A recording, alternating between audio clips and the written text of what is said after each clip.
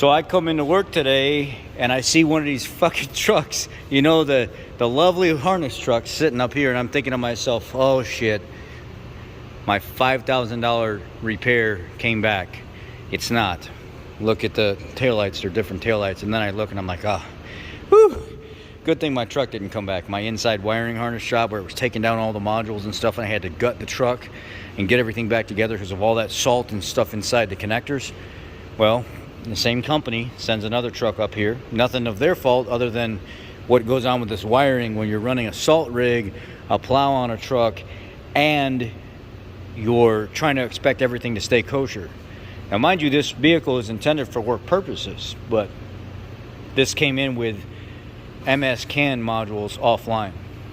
MS CAN was down, and the center stack wouldn't. What was it? The center stack wouldn't work. The radio wouldn't work.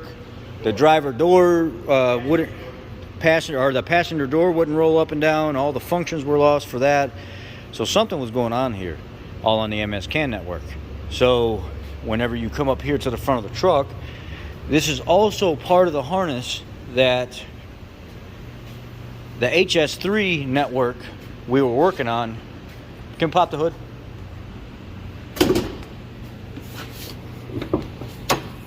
This is also part of the harness where the HS3 network we were working on goes to. So when you unplug this connector here, going down, it goes back to the taillights. And there is a gray and orange and a purple and orange wire in here for the MS CAN network. When you unplug this and you ohm the wires out, because it should be a complete circuit. When you ohm from one orange and purple to orange and violet to the other orange and violet, you should get a close to zero reading when you're ohming through, because it goes from this connector here down the frame rail back to the lights on the passenger side, and then it returns. You should get straight, almost close to zero resistance, you know, 1 ohm, 2 ohm, something like that. Well, that orange and violet wire that Rob was working on was getting like, what was it, 36,000 ohms, 40,000 ohms, all kinds of stuff. But the gray and orange was reading 1.1, which is normal. The violet and orange was reading thousands and thousands and thousands of ohms, so that wasn't correct.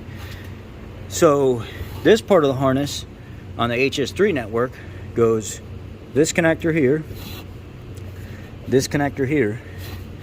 the back side of this connector over here, and I want to say it was 1, 2, 3, and that goes into the cab and it feeds everything on the floor. The other side that it connects into goes down the frame all the way to the back of the truck, and it ends up in this connector over here. When you undo this connector, you take all the plastic and stuff that they had taped up, you can see, here's your problem. There's a break inside these wires somewhere, and they had it all twisted and taped up stupid tight inside this, and it was all folded inside there. Now the gray and orange one, that's this twisted pair, is communication wire. Twisted pair of wires is typically communication wires. Now this gray and orange right here is part of that MS circuit. The purple and orange here is the other part of the MS circuit. The gray and orange is the one we were getting from the front all the way down, all the way back, looped together, back up. We were getting 1.1 ohms. Nice low resistance for a long wire from the front of the truck all the way back. But when we were testing the purple and orange, we're getting thousands, you know, tens of thousands of ohms. So what did I do? Me and Rob come back here, snip this wire here, which if you look at it, it's the second pin in, and then if you're looking at the connector like I am right here, where it clips into this tab and you just unclip it, pull it off, you're looking at, see this purple, and it's a purple and orange, and a purple and orange. I snipped those two because the reason I snipped those is I pulled this apart and I ohmed from this pin, the second one in, to the fifth one over, purple and orange, and there's like something like 30-some thousand ohms just in this one little loop right here. So we said, well, what the hell? They're not going anywhere anyway. It's just a communication circuit that goes through a connector. So what's the purpose of these wires on this truck here anyway? There is no purpose. This would have been if this was a better option truck with like LED rear lights and stuff like that, but it's not. It's a work truck. So what do? Twist them together, loop it, and take the circuit back up the other side of the harness.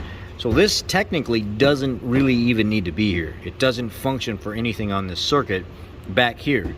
So I snipped the wire, which is the second one in, and then the 3, 4, 5th one in, and then I peeled some back right here, and we twisted them together, went back up to the front of the truck, retested our orange and purple wire, our MS communication line right there at that connector going up, 1.1 ohms. One of the characteristics of something being wrong here is whenever you'd walk away from the vehicle, the center stack was still lit up. All the lights around the HVAC controls and stuff would all stay lit up. So as soon as I took the key with everything plugged back in and those wires jumped together and took the key and stuck it back in the ignition, the wires shut off, the communication went back online, started the vehicle, HVAC controls came on, radio came on, everything went back to normal, no problem anymore. The problem is where these plow companies, these people that are upfitting these wires and stuff, grab and twist all this stuff and push it up in the harness and then wrap it all up, and shit gets caught in there and everything else. Another thing to look at while you're back here is make sure you clean out your factory wiring harness that always gets overlooked. Look at this. Tons of corrosion and salt inside here. This is literally full of salt and corrosion right now. Another thing here, salt and corrosion right now. Salt and corrosion right now. So if you're not going to use these connectors, clean them out with some warm water and stuff, get everything out of there, clean it out with some like electrical spray, and then just go ahead and silicone those shut. If you don't ever see a purpose of this truck working for anything else other than you making you money with a salt rig or a plow rig, silicone these damn things shut completely. You're not ever going to use them for anything, and at least it'll keep all the salt and moisture and stuff out of there. Just figured I'd share this with you guys. Another interesting communication deal that people would literally lose their ass. But last time the last truck came in here, Rob brought it up to me too. You might want to check that connection in the back of the truck. I've found communication issues back there. But that type of shit comes with experience. That's not something you're just going to walk up to a truck and be able to figure out right away unless you work on these things and see the type of stuff where people upfit and change things. So that was one of the things we looked at last time, but it didn't necessarily apply to my situation where I replaced the interior wiring harness, because we were looking at the HS3 network, which only goes through the floor of the truck and the dash of the truck to the gateway module. That's it. He's looking at the MS network, which literally travels back here for more option trucks with LED lights and, you know, side obstacle display and all that other stuff.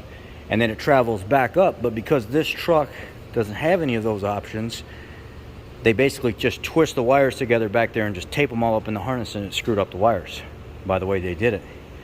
So we're rerouting the wires to in a direction that will benefit this truck more, because this truck's never going to have the options for those MS wires coming back here. But it will take down the network of everything up there. So it'll be a permanent fix back there for now, and get this truck back on the road. And you know, it's this stuff happens, you know. It's not the fault of the company or anything like that. This stuff just happens. And you find a fix, you share it with people, and you learn from it. That's pretty much it. Like, I talk to him about stuff, he talks to me about stuff. We just work well together. This company trusts us because we get to the bottom of the problems and stuff like that. No fault of theirs. I mean, this type of stuff happens. And you find a fix and you move on. And now, literally, you get in the truck, fire it up, nothing stays on anymore. When you shut it off, fire it up, all the HVAC controls, radio and everything works now. Now, the center stack and stuff is not staying on anymore like it was lit up before. Just wanted to share that with you guys. Thank you guys for watching.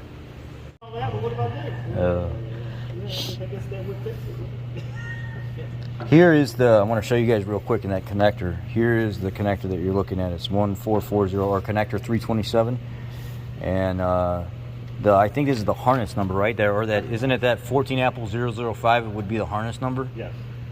And then this is your connector for it. So you got male side and female side. But what we're looking at here is, you're looking at pin 3, which is your gray and orange. and you're looking at pin 4, which is your violet and an orange. Those two pins, 3 and 4, are right here. 3 and 4. They travel from the front of the truck down the truck to the back here. There would have been some accessories on higher, like upfitted trucks, but this is just a basic work truck, so they don't have really a function back here. So they loop them back together and they run them right back up the truck up there. I don't know if maybe you think maybe they could use something on the fuel network or something to communicate, or no, they're just looped and sent back. That's all. Yeah, I think because this truck could have came with LED lights and everything else, but it doesn't have any of those options. I don't think it had LED lights. I think this was just a standard truck. Right, so they just loop them together, twist them together, and send them back. And then they come back on this side right here, which is pin 9 and pin 10, which pin 9 is your gray and orange, and pin 10 is your violet and orange. So 3 and 4 go down the harness, and then they come back on pins 9 and 10. So you see here in that connector, pin 3 and 4.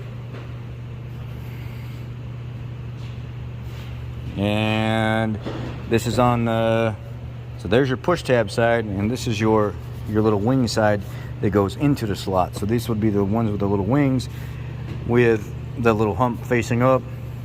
3 and 4 and 9 and 10 are your circuits that you need. So if you literally went up to the front of the truck, unplugged that connector, ohmed out from,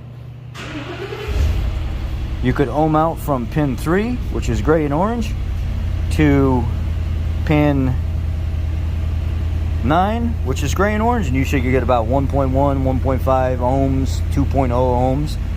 And then you could go from pin 4, which is violet and orange, over to pin 10, which is violet and orange, and you should get the same reading.